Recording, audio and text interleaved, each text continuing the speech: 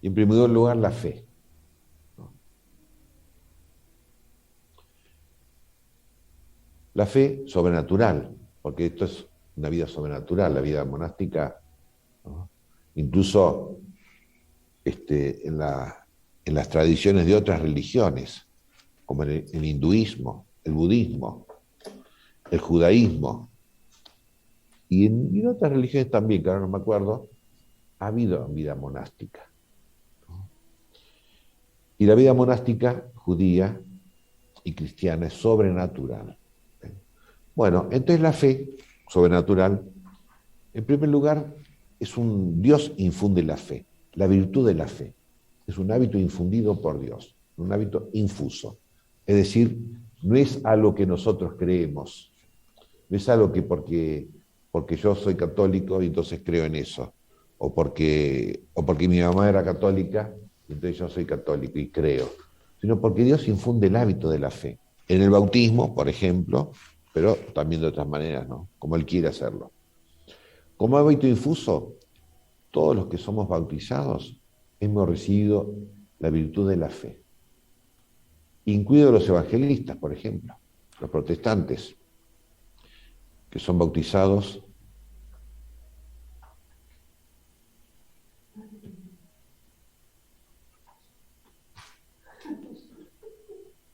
Los evangelistas y protestantes son bautizados con el bautismo verdaderamente cristiano, ¿no?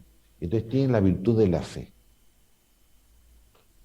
Y esos niñitos o adultos bautizados son cristianos por la fe.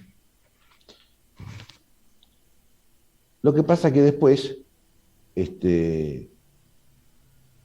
están las verdades reveladas.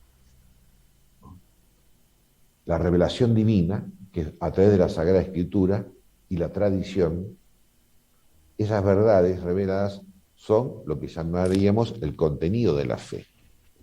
La Santísima Trinidad, la encarnación del Verbo, la segunda persona, la maternidad divina de María, la Sagrada Eucaristía y tantas cosas que sabemos, que están en el catecismo. Todas esas cosas las creemos, primero, porque tenemos el hábito, es decir, la virtud de la fe, que prepara la inteligencia, el pensamiento humano, para aceptar verdades. O sea, la fe no es, como diría, como dice Lutero, ¿no? La fe es esa experiencia o esa sí, experiencia de que Cristo me ha salvado. Esa experiencia feliz y alegre de la salvación. Es otra cosa distinta. Es la inteligencia que ha sido preparada por Dios, elevada, primero purificada, elevada por Dios, para ser iluminada por Dios. Con estas verdades. Entonces, cuando al fin del Evangelio Jesucristo dice, bautizar en nombre del Padre, y del Hijo y del Espíritu Santo, los apóstoles, después de estos 3 años de Cristo, de tanta predicación y milagro y todo, ya estaban preparados para aceptar la Trinidad. Sobre todo Pedro, Santiago y Juan habían visto en el monte Tabor a Jesús, como Moisés y Elías, habían escuchado la voz del Padre, que dice, este es mi Hijo amado, y habían visto al Espíritu Santo representado por esa nube luminosa. Y en el bautismo de Juan lo mismo. Jesús en el río Jordán, la voz del Padre y la paloma representando el Espíritu Santo. Ya hubo esa preparación de cuando Cristo les dice bautizar en nombre del Padre y del Hijo y del Espíritu Santo, al recibir esa verdad por la palabra de Cristo, la aceptan y dicen, Dios es trino. ¿Se dan cuenta? La fe primero como virtud, que purifica e ilumina la inteligencia. Purifica y eleva la inteligencia, perdón. Y después la ilumina con estas palabras. La última cena, cuando Cristo dice, tomad y comed, esto es mi cuerpo. O esta es mi sangre, el cáliz de mi sangre. Por la fe, si por esa virtud que Dios ha infundido, ha purificado la inteligencia, la ha elevado al plano sobrenatural y la ha iluminado con esas palabras. Entonces, Por la fe creemos, decimos, sí, todo lo que dice la Biblia es verdad, desde el Génesis hasta el Apocalipsis. Pero dice San Pablo, bueno, pero la fe es la certeza de lo que no vemos. Quiere decir, todo lo que dice la Biblia es verdad y no lo entendemos. Eso quiere decir. Y sin embargo decimos así, es verdad.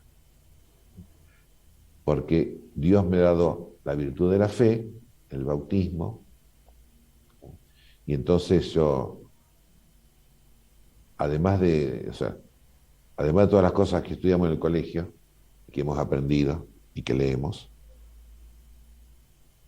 creemos, aceptamos verdades que no entendemos. No porque sean absurdos. Si yo dijera, como dice Lutero, dice que en la misa el pan sigue siendo pan y a la vez es el cuerpo de Cristo. Eso no. El pan deja de ser pan para hacer otra cosa. No puede ser dos cosas a la vez, son cosas distintas. Entonces conserva los accidentes de pan, las apariencias de pan, y la sustancia es Cristo, el cuerpo de Cristo. Cuerpo, sangre, alma y divinidad de nuestro Señor Jesucristo. Son verdades reveladas que no se pueden... A ver, por ahí vienen los teólogos, se esfuerzan por explicar todas estas cosas y explican un poco, pero siempre queda el misterio. No el absurdo, sino el misterio. Es decir, hay una lógica de Dios, que no es la lógica humana, que no es absurdo, no es falso, eso quiere decir, no es falso, no es un cuento, no es fantasía, no es ciencia ficción. Es muy real y no terminamos de entenderlo. Y lo aceptamos. Como dice San Pablo, la fe es la sustancia, la certeza de lo que no vemos. Tenemos certeza, porque Dios lo ha revelado. Y Dios, lógicamente, Dios nunca se equivoca. Dios es Dios. Entonces dice, no, yo confío en Dios.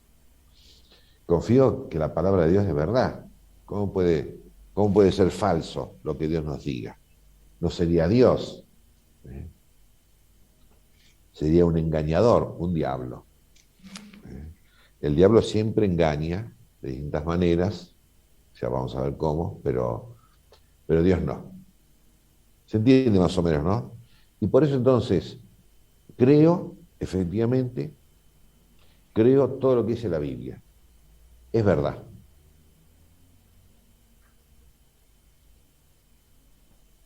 Pero no creo lo que dicen los biblistas, que es muy distinto.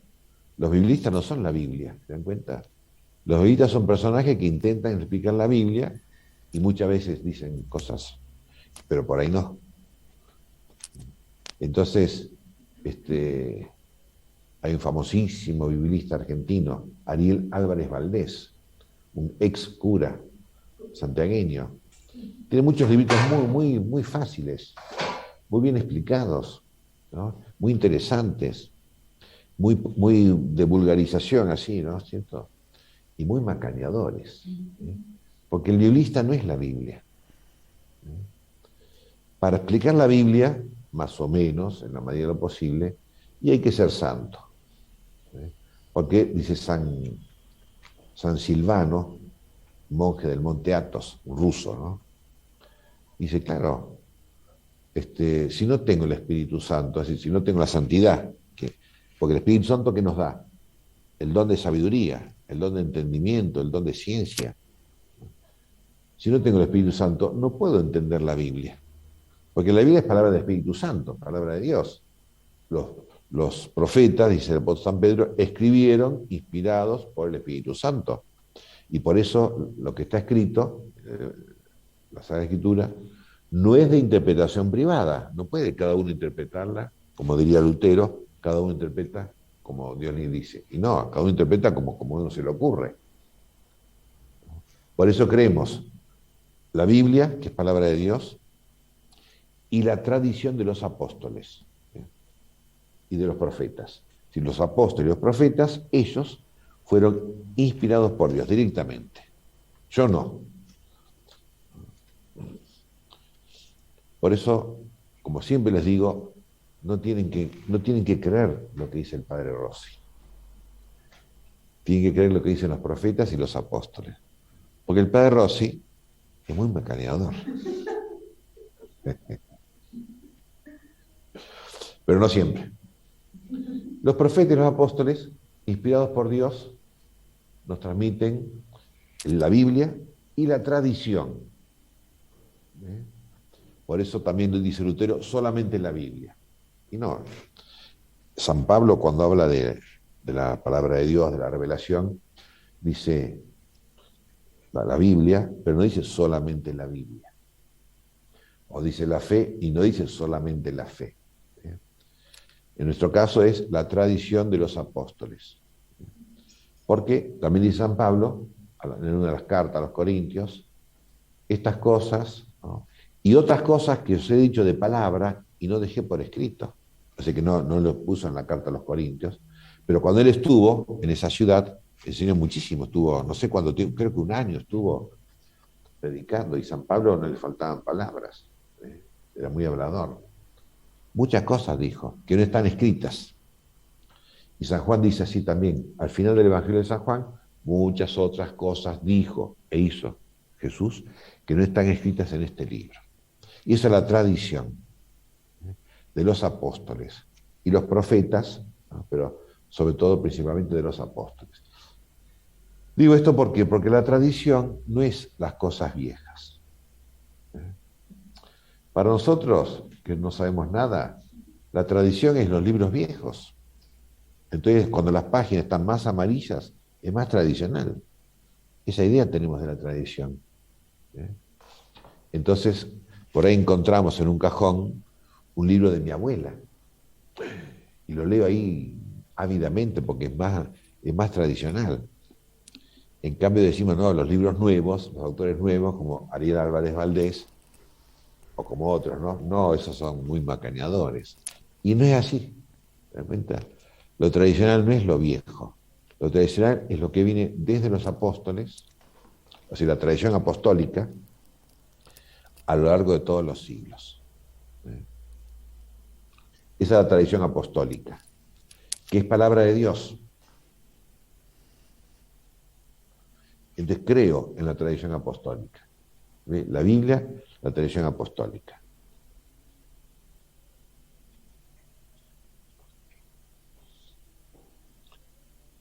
Y también hay otras tradiciones católicas, ¿no? O cristianas, que es lo que transmiten los santos. Porque digamos, la revelación divina, la revelación primera, que es la Biblia, la enseñanza de los apóstoles, ya terminó con los apóstoles, ¿no es cierto? Pero los santos, como decía el tal Silvano, el monje Silvano, los santos, realmente guiados por el Espíritu Santo, han explicitado más la revelación. Entonces uno lee San Agustín. San Agustín comentó muchísimos, no sé si todo, pero casi toda la Biblia. Desde el Génesis, el Apocalipsis, no, creo que no. Pero muchísimas partes de la Biblia, los Salmos, el Evangelio de San Juan, las cartas de San Juan y otras partes que no me acuerdo. Y San Agustín, que fue santo, un gran santo y doctor de la Iglesia, por la inspiración del Espíritu Santo, es por la fe, que es una virtud infundida, por los dones del Espíritu Santo y por la vida de santidad, supo interpretar bien la Sagrada Escritura. Entonces, esa es tradición cristiana, no apostólica, pero esa tradición, también hay que creer en esa tradición. Cuando una enseñanza de los santos se transmita a lo largo de los siglos. Digamos, no es que San Agustín dijo así y listo. No. Hay que ver si San Agustín, si San Jerónimo, si San Juan Casiano, si San Ambrosio, si Santo Tomás, si San Alfonso, si esa verdad que enseñó San Agustín la enseñan a lo largo de los siglos, la enseñan los santos, Eso es revelación también, es palabra de Dios. Creo en esa tradición que no es de los apóstoles, ¿no? Pero que en el fondo sí es la tradición de los apóstoles, ¿no? Transmitida, como decimos, a lo largo de los siglos. Creo en eso. Creo. Eso creo con certeza. ¿Eh? Y por eso hay que leer a los santos padres. ¿Eh? No por viejos, sino por tradicionales. ¿Eh? Y la tradición, como digo, es a lo largo de los siglos, ¿no? No son los libros viejos. Y no son 500 años.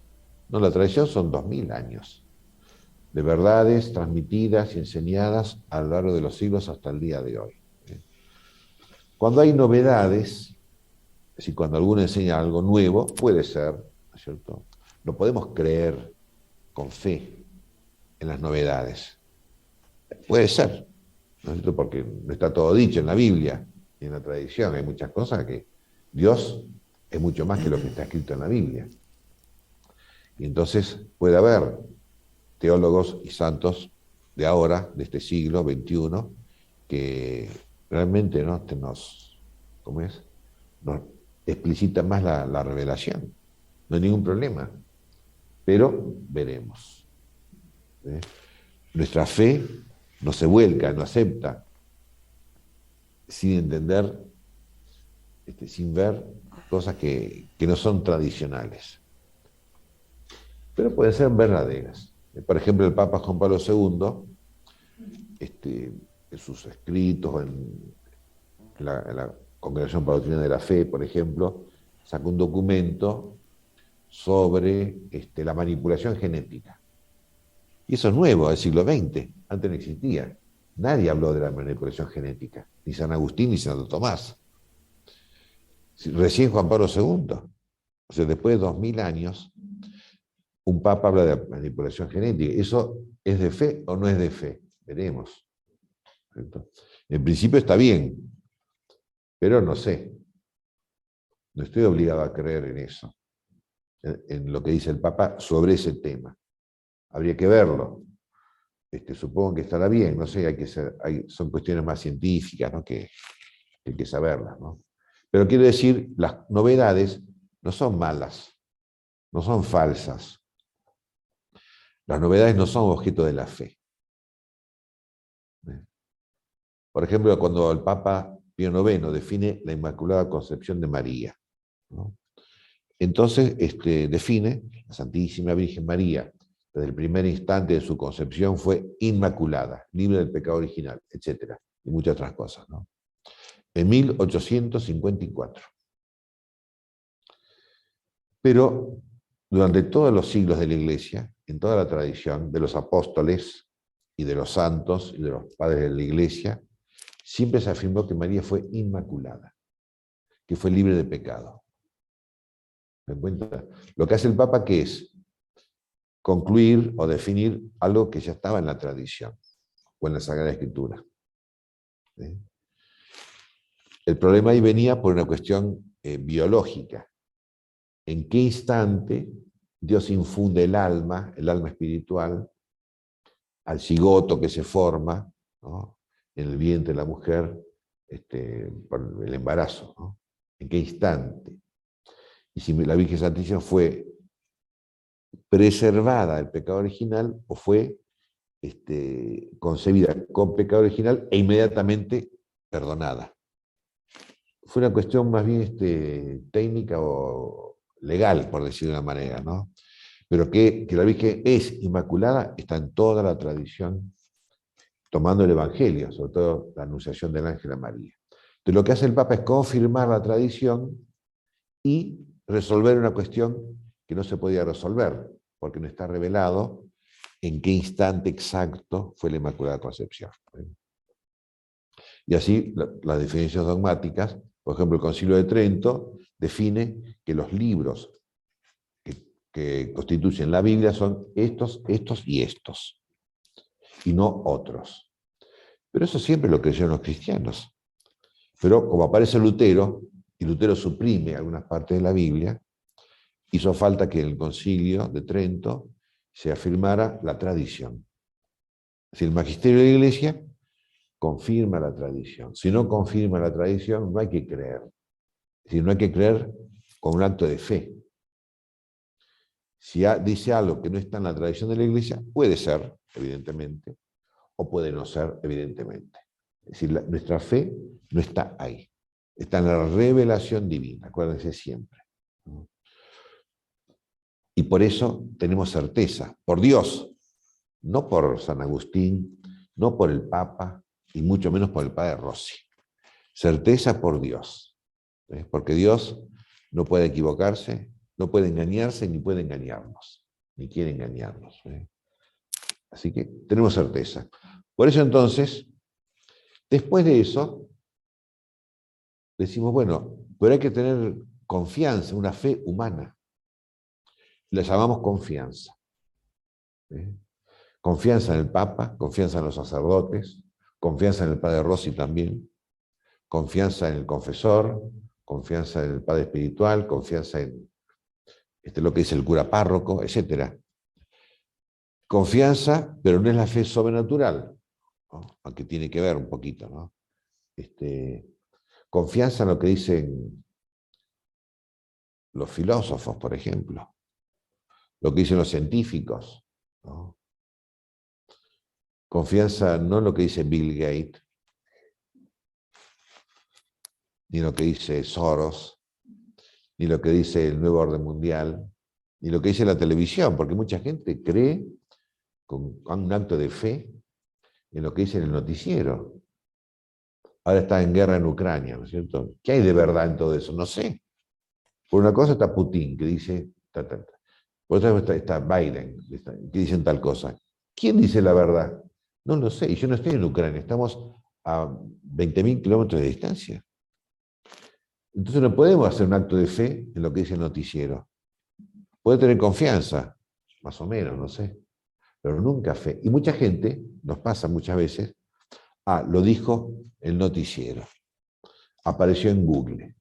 Y entonces es verdad, con esto de las vacunas famosas y la gripe famosa, mucha gente hizo un acto de fe religioso, de aceptación de verdades que no sabemos.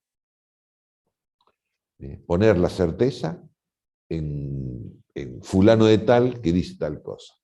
Eso es tergiversar la fe, ¿no? Porque la fe, así con la aceptación y la certeza, es en Dios.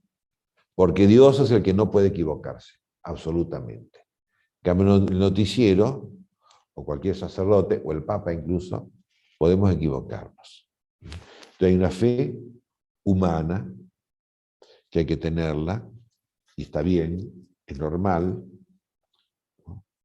Pero no es la fe cristiana. ¿Se entiende, no es cierto? Bueno, y los pecados contra la fe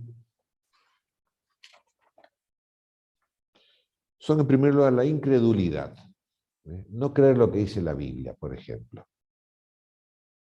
La incredulidad, porque muchas cosas dice la Biblia que son raras, ¿no? Cuando Moisés saca al pueblo judío de Egipto, llega al Mar Rojo, que es un mar, ¿no? Y golpeó las aguas con su bastón y las aguas se abrieron, se dividieron y pasaron por en medio, a pie seco, a pie enjuto, como dicen los españoles, ¿no? Y entonces algunos biblistas dicen, no, es una metáfora, esto, lo otro, o la anunciación del ángel a María, no, otra metáfora, porque los ángeles no existirían supuestamente, o la Virginidad de María, también otra metáfora. No, si lo dice la Biblia es así. Entonces, la incredulidad es un pecado. No creer la revelación, que es la Biblia y la tradición de los apóstoles. Es un pecado muy común hoy día, ¿no? Y el otro pecado es la credulidad. Creer cualquier cosa. Creer, porque lo dijo el cura párroco, es verdad indiscutible. Creer porque lo dijo el noticiero es una verdad indiscutible. O creer porque lo dijo el Papa es una verdad indiscutible. Esa es la credulidad, que es un pecado, ¿no? La incredulidad es un pecado por defecto y la credulidad es un pecado por exceso. Pero son dos pecados también. Porque la fe, la virtud de la fe, perfecciona la inteligencia. La virtud de la fe no nos hace ciegos ni sonsos. Entonces creer que todo lo que dice el cura párroco es verdad es pecado de soncera, de credulidad. O creer que todo lo que dice el obispo es verdad es un pecado de soncera y de credulidad. O creer que todo lo que dice el Papa es verdad, indefectiblemente, es un pecado. Porque la fe no nos hace sonsos, nos hace creyentes en Dios. Es muy importante esto, ¿no? Y después está el pecado de la superstición. Porque mucha gente cree en los sacerdotes, ¿no? Entonces los sacerdotes, sobre todo, bueno, cualquier sacerdote se presenta así como, como progresista o como tradicionalista, es sacerdote de lo mismo y puede macanear igual, tradicionalista o no tradicionalista, macanean lo mismo, no se hagan problema. Por eso nuestra fe no está en el sacerdote, sino bajo apariencia de tradicionalismo vamos a ser engañados muchas veces, muchas veces. Y como uno no sabe teología, entonces el sacerdote dice tal y tal cosa, esto es así, esto es así, y uno lo acepta, ¿ves? Y entonces uno rechaza muchas veces muchas cosas buenas de la iglesia, ¿sí? Porque lo dijo el sacerdote tradicionalista, o porque lo dijo el sacerdote que es mi amigo, o porque es más simpático, no sé qué. La superstición, otro pecado contra la fe, significa pensar que la fe o que los sacramentos, por ejemplo, automáticamente actúan, ¿ves? Es decir, si usted va a misa y comulga, automáticamente ya es santo. No. Nada de lo humano, y mucho menos de lo divino, es automático. Si usted va a misa y comulga, automáticamente recibe el cuerpo de Cristo, sí, pero no por eso automáticamente aprovecha espiritualmente, sobrenaturalmente el cuerpo de Cristo. Hay que ver la predisposición que uno tiene, etc., ¿no? No es automático. Porque las supersticiones malas, digamos, ¿no?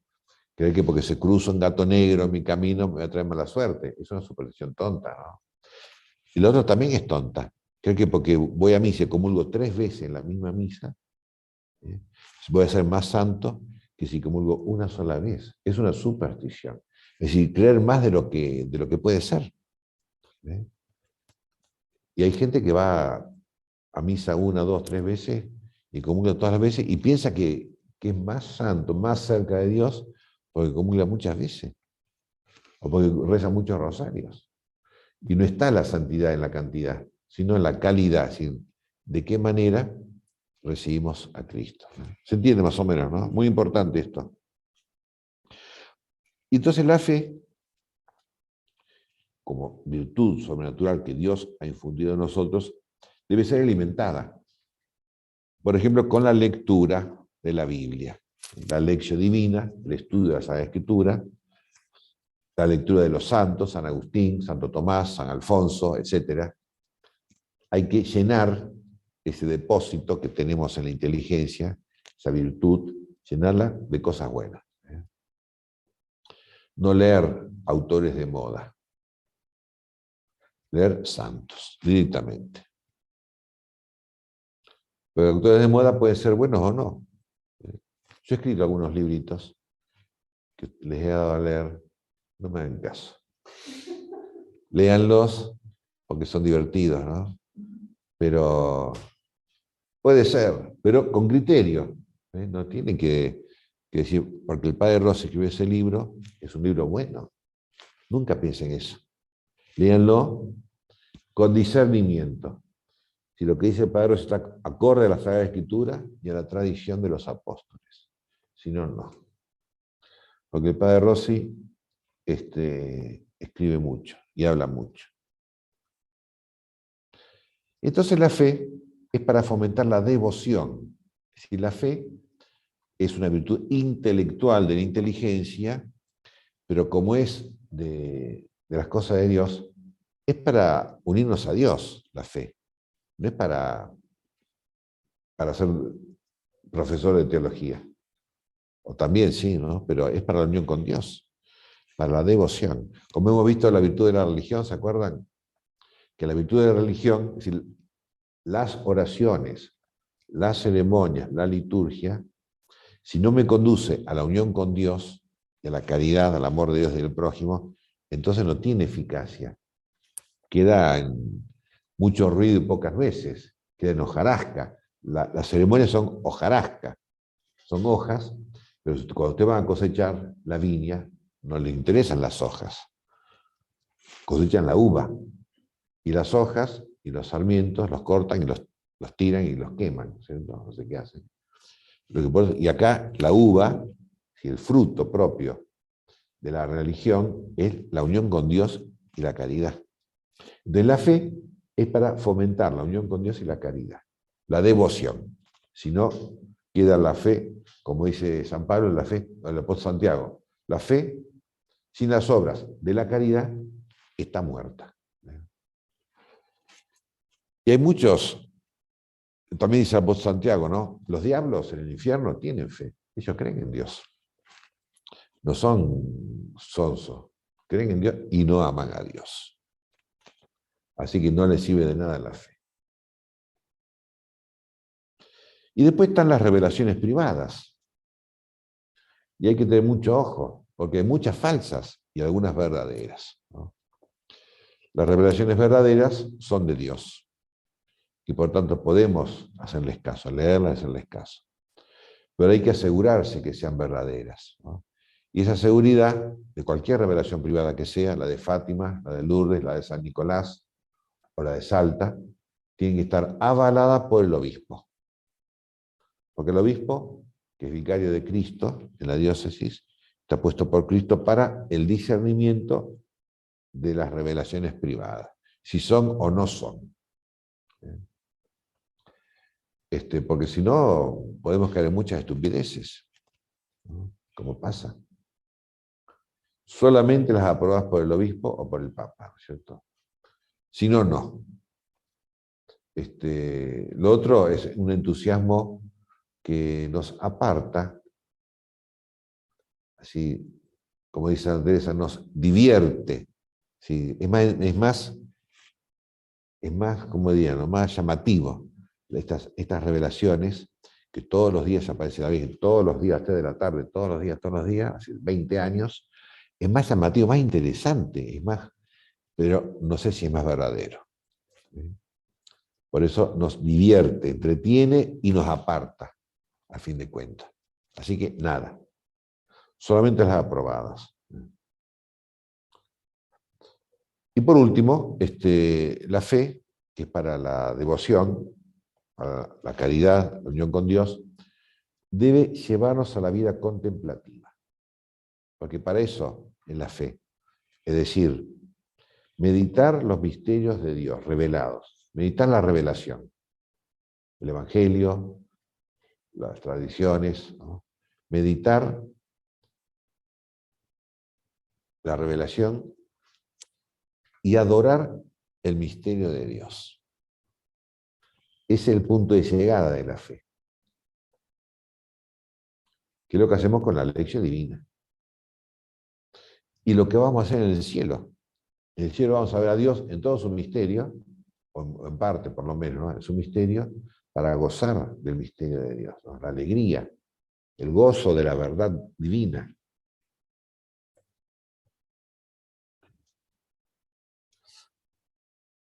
Si no, no. La Biblia no es un libro para entretenerse un rato, para no aburrirse, o para investigar, sino para enfrentarnos, para ponernos frente al misterio de Dios, que está ahí escrito, y amar el misterio de Dios, gozar con esos misterios, ¿no? Así que,